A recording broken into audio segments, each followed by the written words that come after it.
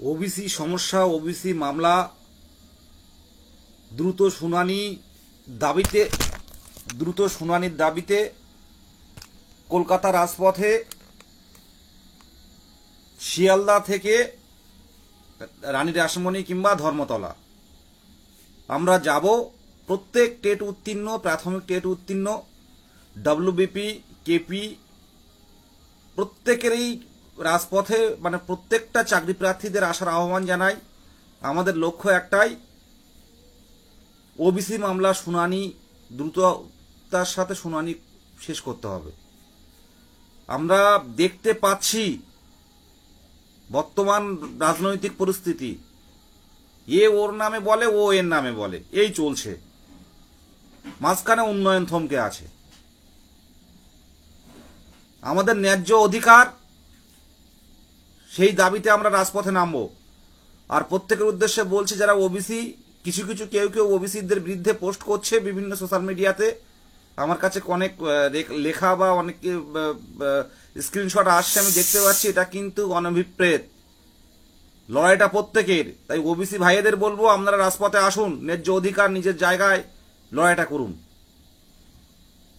আগামী 1 মার্চ শনিবার শিয়ালদায় জমায়েত হবে, বেলা 11টার মধ্যে চলে আসবেন। ওখান থেকে মিছিল হবে 2022 প্রাথমিক টেট উত্তীর্ণদের তত্ত্বাবধানে। সেখানে ডব্লিউবিপি থাকবে, কেপি থাকবে এবং বিভিন্ন চাকরি প্রার্থী মঞ্চরা থাকবে। পুরোপুরি অরাজনৈতিক মিছিল। আমাদের মিছিলে সবাইকে আহ্বান, শাসক হোক আর বিরোধী হোক, প্রত্যেকেরই আহ্বান জানাই। ছাত্র আন্দোলনের পাশে থাকা প্রত্যেকের আহ্বান জানাই এই মিছিলে। আমরা বঞ্চিত। আগের বার একটা 65-70 বছর এক দাদু এসে লাইনে দাঁড়িয়েছিল, মিছিলে হেঁটেছিল। সেই কারণে বলবো, আমরা বঞ্চনার শিকার প্রত্যেকেই, শাসক বিরোধী বা বিভিন্ন শিক্ষাবিদ থেকে শুরু করে বিভিন্ন লেখক, রাজনীতিবিদ থেকে শুরু করে প্রত্যেকেই মিছিলে আসার আহ্বান জানাই। ওবিসির সমস্যা সমাধান চাই। ওবিসি ছাড়া নিয়োগ নাই, যখন ওবিসির সমস্যার সমাধান চাই। আর ওবিসি ছাড়া নিয়োগও সম্ভব হবে না, ওবিসিদের নিয়েই নিয়োগ হবে। আগামী 1 মার্চ প্রত্যেকেই প্লাকার্ড তৈরি করে নিয়ে আসবেন, নিজস্ব দাবিগুলো তুলে ধরবেন। একটু পরেই আমাদের বিভিন্ন মানে আজ পূর্ব বর্ধমান এবং পূর্ব মেদিনীপুরে জেলা মিটিং হবে।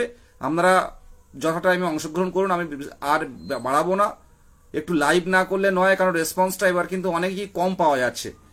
কারণ কিছুটা বিভেদ তৈরি করছে কেউ কৃত্রিমভাবে, সংগঠনটাকে যাতে হালকা করে আন্দোলনে যাতে না আসতে পারে।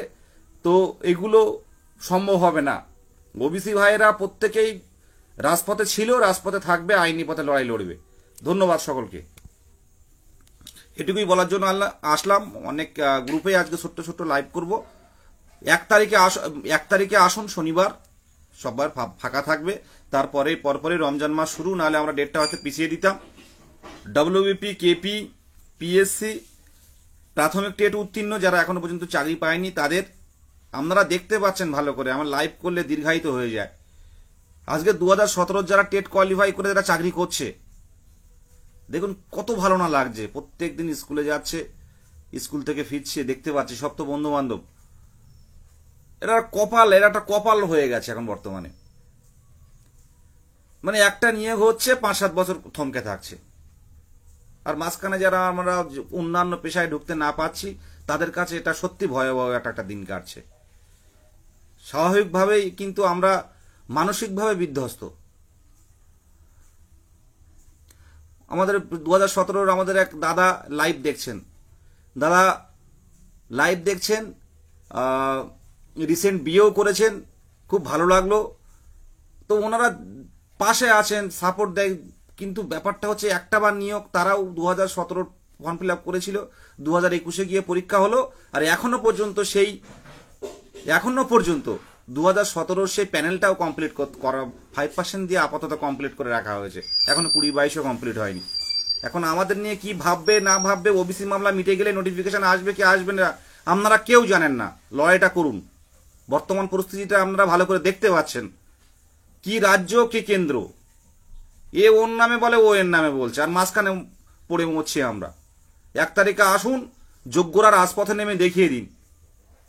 আর দিনের পর দিন এভাবে চলতে থাকলে শুধুমাত্র কটা এমএলএ হবে, কোথায় কোন সিটটা হবে সেটা কিন্তু লক্ষ্য থাকলে কিন্তু জনগণের কিন্তু সার্বিক উন্নয়ন সম্ভব না, আমরা বুঝতে পারছি।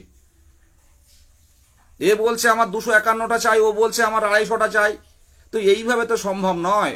একটা 2017 টেট থেকে শেষ নিয়োগ হয়েছিল, আর অলরেডি 2025-এর মাঝামাঝি চলে এসছে। প্রত্যেকে 1 তারিখে আসুন, লড়াইটা ফুটিয়ে তুলুন। আমরা কোনো পুরোপুরি, আবারও বলছি, পুরোপুরি অরাজনৈতিক। হ্যাঁ, আমাদের লাইভ দেখছেন তরুণ কুমার কর, আপনারা চেনেন, আমাদের দাদা, রিসেন্ট 1-2 মাস হচ্ছে বিয়ে করেছেন, অনেক লড়াই করেছেন, অনেক দুঃখের কথা ফেসবুকের মাধ্যমে তুলে ধরেন, দেখেছি। তো এইরকম কিন্তু অনেকেই আমাদের মধ্যে আছে যারা যোগ্যতা অর্জন করার পরও কিন্তু অপেক্ষায় তারা দিন দিন কিন্তু স্বাভাবিক অবস্থায় থাকছে না, একটা মানসিক ডিপ্রেশনে পড়ে যাচ্ছি আমরা। একটা মুখ থেকে কেউ বলছে না যে 2022 টেটের জন্য পরবর্তীতে আমরা রিক্রুটমেন্ট করব। কিন্তু আমরা আবারও বলছি যে রিক্রুটমেন্ট করতে হবে, আর রিক্রুটমেন্ট হবেও। এবছরের মাঝামাঝি দিকে হয়তো নোটিফিকেশন চলে আসতে পারে, বা শেষের দিকে চলে আসবে, নতুন টেট নেওয়া হবে, পাশাপাশি 23-এ রেজাল্টও হয়ে যাবে, তার আগেই হয়ে যেতে পারে। এমন কিচ্ছু বলার নেই, লড়াইটা প্রত্যেকে আসুন 1 তারিখে। যারা চাকরি প্রার্থী বিভিন্ন মঞ্চে আছেন প্রত্যেকের দোষে 1 তারিখে আসুন, এ বলেই শুভ রাত্রি জানাই। আমি অনেক গ্রুপ আছে, প্রত্যেকটা গ্রুপে 2 মিনিট 5 মিনিট করে বলবো যে সবাইকে আসার জন্য আসুন। হয়তো রাম যাচ্ছে, আমি যাব কেন, এই মেন্টালিটিটা আউট করতে হবে। আজকে 26,000 যাদের চাকরি যাওয়ার প্রসঙ্গ উঠেছে, প্রত্যেকে এসছিল, প্রত্যেকে রাজপথে এসে নেমে লড়াই করেছিল ওই করুণাময়ীর সামনে। গর্ভবতী মায়েরাও পর্যন্ত ছুটে এসেছিল, কারণ তাদের সমস্যা ছিল যে চাকরি চলে যাবে আমার, আমি স্কুল টিচার, হাই স্কুলের টিচার, আমার চাকরি থাকবে না। সেই মায়েরাও কিন্তু চলে এসেছিল, একজনও বাদ যায়নি। সেজন্য বলবো যে প্রত্যেকে আসুন, উত্তীর্ণ হয়ে আছেন পশ্চিমবঙ্গে, কিন্তু উত্তীর্ণ প্রাথমিক টেট উত্তীর্ণ কিন্তু কেউ তেমন বসে নেই। যেভাবেই হোক অনেকেই কিন্তু চাকরি পেয়েছে, এটা একে অস্বীকার করা যায় না। 2017 টেট যারা অনেকেই যোগ্য ক্যান্ডিডেট, তারা কিন্তু অলরেডি স্কুলে পৌঁছে গেছে। 14 টেটের কথা আমি বলতে পারবো না, কিন্তু 2017 কিন্তু যারা কোয়ালিফাই করেছে যথেষ্ট যোগ্য ছেলে, তাদের স্বপ্ন কিন্তু পূরণ হয়েছে, অলরেডি স্কুলেও কিন্তু গেছে। তাদের কিন্তু কোনো কারোর কিন্তু 1 টাকাও লাগেনি, এরকম একটা অনেকেই চাকরি করছে, আমি চোখের সামনে দেখতে পাচ্ছি, কেউ মাটি দেয়নি।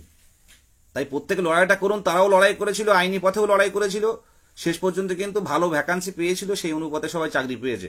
আর আমাদের উত্তীর্ণ সংখ্যাটা যেহেতু একটু বেশি, ভ্যাকান্সিটা কিন্তু বেশি দরকার। আমরা অনেকে হারিয়ে যাচ্ছি আস্তে আস্তে। আগে যে পোস্ট করলে বা বিভিন্ন বিষয়ে আলোচনা করলে, মিটিং করলে একটা ভালো রেসপন্স থাকতো, দিন দিন কিন্তু রেসপন্সের হার কমে যাচ্ছে। কিন্তু এইভাবে হারিয়ে যাবেন না, নিয়োগ কিন্তু হবে, কেউ জানে না কি হবে এখনো পর্যন্ত। আর ভ্যাকান্সি বিভিন্ন ইউটিউব চ্যানেলে 16,000 12,000 দেখাচ্ছে, এর কোনো বাস্তবতা নেই। আর ওবিসিদের বাদ দিয়ে নিয়োগ হবে না, সরকার করবে না পরিষ্কারভাবে। এর আগেও বহু জায়গায় গেছি, বড় বড় আধিকারিকের সাথে গেছি দেখা করতে, সংগঠনের হয়ে আলাদা করে হয়তো দেখা করা সেখানে সম্ভব হতো না, কিন্তু 2022 প্রাথমিক টেট উত্তীর্ণ এমন লড়াই চালিয়ে গেছে যে বিভিন্ন দপ্তরে গিয়ে আমাদের আলাদা করে বলতে হয় না। এটা আপনারা করে দেখিয়েছেন, কারণ যোগ্য বঞ্চিত, এটুকুই বলার। একটু পরে মিটিং শুরু হবে, জেলায় জেলায় মিটিং হবে, আজকে 2-3টে জেলায় মিটিং একসাথে হচ্ছে। আমরা মানে এই টাইমটা একটুখানি কষ্ট করুন, শেষ পর্যায়ে চলে এসেছি। দেখবেন সামনের বছর হয়তো এরকম সময় হয়তো স্কুলে আমরা আছি, হয়তো এই আন্দোলনটা বা এই লাইভটা করার প্রয়োজন হবে না, এটুকু বলার। ভালো থাকবেন সবাই, শুভরাত্রি।